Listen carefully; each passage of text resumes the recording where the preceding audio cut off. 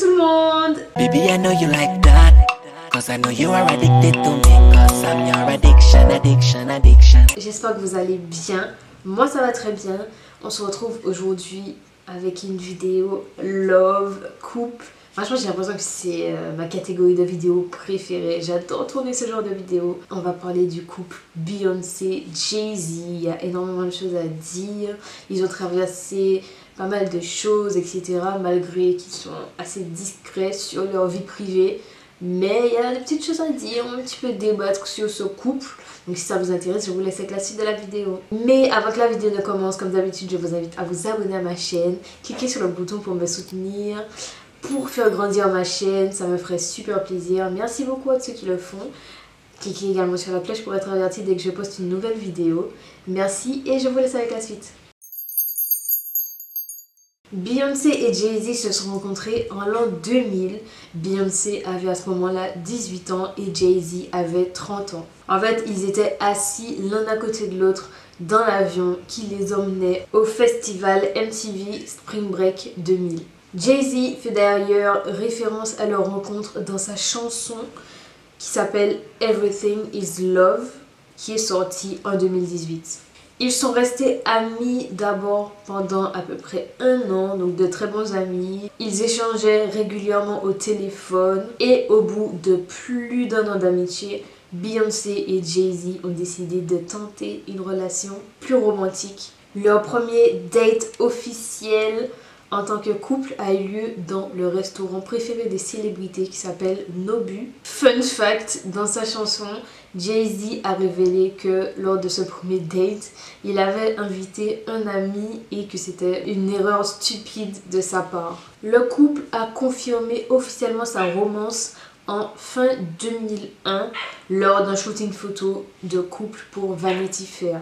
À ce moment-là, ils ont dévoilé plus de détails sur leur couple et comment ils se sont rencontrés. Le 10 octobre 2002, le couple commence sa première collaboration musicale en sortant leur première musique ensemble appelée Bonnie and Clyde. Ils ont ensuite tourné ensemble le clip au Mexique et quelques mois plus tard, Beyoncé sort sa fameuse chanson Crazy in Love dédiée à Jay-Z. Cette chanson a permis de montrer un autre aspect du couple. Et cette chanson a permis à Beyoncé de gagner un Grammy Award. En 2006, Beyoncé a affirmé penser au mariage après avoir assisté au mariage de sa sœur et l'avoir vue marcher dans l'allée. Elle a même dit que pour elle, ce seraient ses camarades des Destiny's Child, Kelly Rowland et Michelle Williams, qui seront ses demoiselles d'honneur. Finalement, le couple se marie le 4 avril 2008 à l'abri des regards. Vraiment un mariage secret. C'était un mariage intime organisé dans le penthouse de Jay-Z à Manhattan.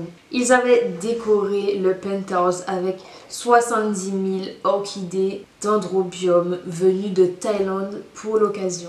En avril 2008, ils ont été aperçus en train d'aller récupérer leur licence de mariage à New York et leur mariage a été confirmé plus tard.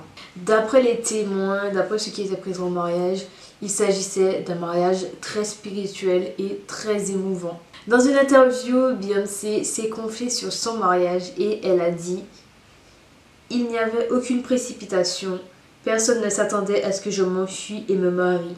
Je ne crois vraiment pas qu'on aimerait la même chose à 20 ans qu'à 30 ans. C'est donc ma règle, avant 25 ans je ne me marierai jamais. J'ai l'impression qu'il faut... pour vous connaître, savoir ce que vous voulez, passer du temps seul et être fier de qui vous êtes avant de pouvoir partager cela avec quelqu'un d'autre. » Et elle a extrêmement raison. Rien ne sert de se précipiter pour se marier avec le premier venu, avec... voilà. Prenez votre temps, apprenez à connaître la personne. Ne vous pressez pas en fait. En 2011, Beyoncé est montée sur la scène des VMA pour annoncer une autre étape importante de leur relation, sa grossesse. Il a malheureusement été révélé plus tard que ce n'était pas sa première grossesse. Dans son documentaire Life is but a Dream, Beyoncé a partagé les détails d'une fausse couche qu'elle avait eue. Le 7 janvier 2012, le couple accueille leur premier enfant, Blue Ivy Carter. Le 5 mai 2014, après le Met Gala, il y a eu des images qui ont fait surface sur le net des images où on voit la sœur de Beyoncé, Solange, attaquer violemment Jay-Z dans un ascenseur suite à des rumeurs de tromperie. Il y a eu beaucoup de spéculations sur ce qui a déclenché ce malheureux incident. Mais le plus important, c'est que notre famille ait surmonté cette épreuve. Jay et Solange assument chacun leur part de responsabilité dans ce qui s'est passé. Ils reconnaissent tous deux leur rôle dans cette affaire privée qui s'est déroulée publiquement. Ils se sont tous deux excusés et nous avons progressé en tant que famille unie. Les informations selon lesquelles Solange aurait été ivre ou pas dans son état normal tout au long de cette soirée sont totalement fausses. En fin de compte, les familles ont des problèmes et nous ne sommes pas différents. Nous nous aimons et nous sommes avant tout une famille. Nous avons laissé cela derrière nous et espérons que tout le monde fera de même. Donc, il y avait à ce moment-là clairement des rumeurs d'infidélité qui planaient sur le couple Beyoncé-Jay-Z. Et ces rumeurs ont été confirmées dans l'album Lemonade de Beyoncé. Dans cet album, elle raconte les phases dans lesquelles elle est passée pour se reconstruire et également reconstruire son couple après les infidélités de son mari. Il y a deux chansons en particulier qui font allusion aux infidélités de Jay-Z. Ce sont les chansons Hold Up et Sorry. Il ne veut de moi que quand je ne suis pas là.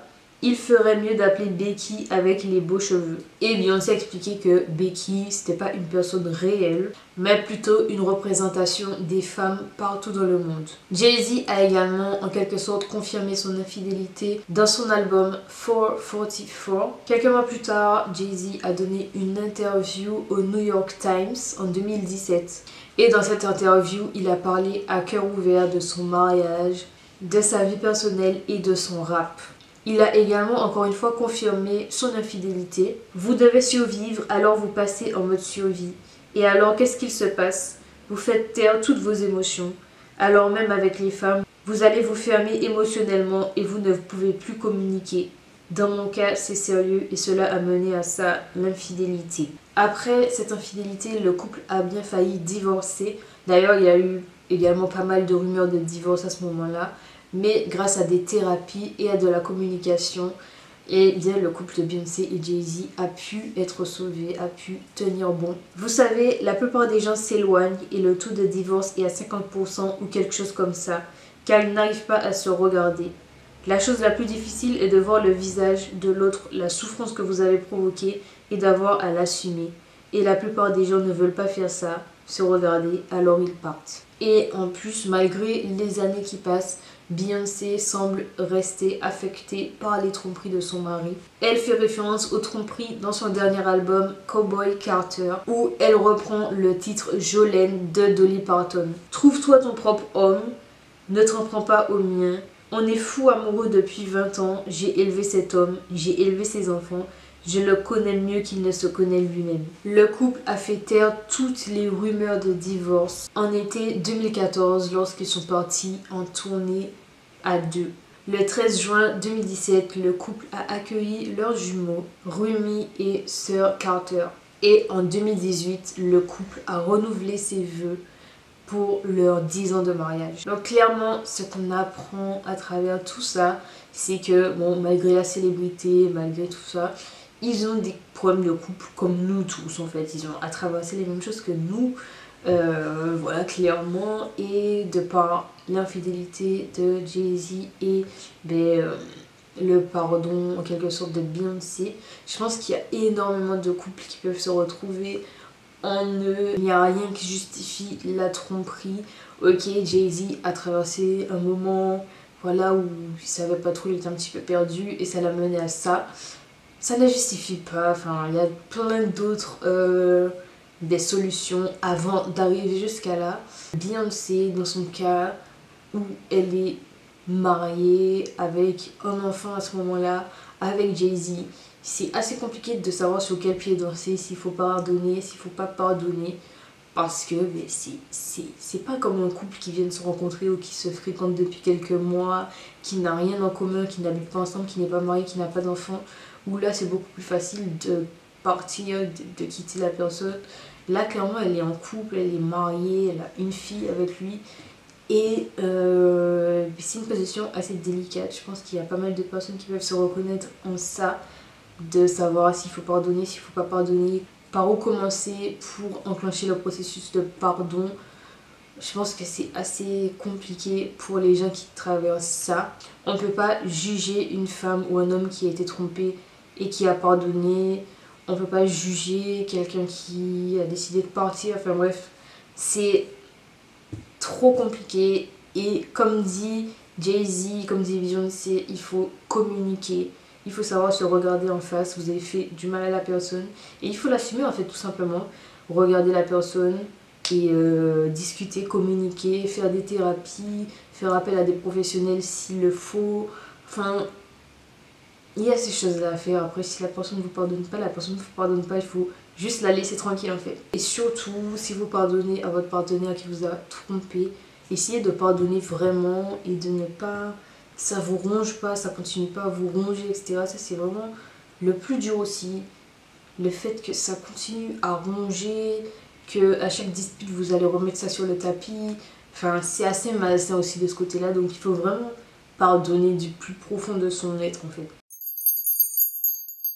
J'espère que cette vidéo vous a plu. Si c'est le cas, n'hésitez pas à mettre un pouce en l'air pour me soutenir, pour faire marcher l'algorithme. À vous abonner également, comme je disais, activer la cloche et dites-moi ce que vous en pensez du couple Beyoncé-Jay-Z. N'hésitez pas, franchement, c'est avec grand plaisir que je vais vous lire. Si vous voulez me suivre sur Instagram, c'est avec grand plaisir. Je vais vous afficher ça ici et vous aurez le lien en barre d'infos. Merci beaucoup à tous ceux qui s'abonnent. Je vous dis à la prochaine vidéo. Bisous.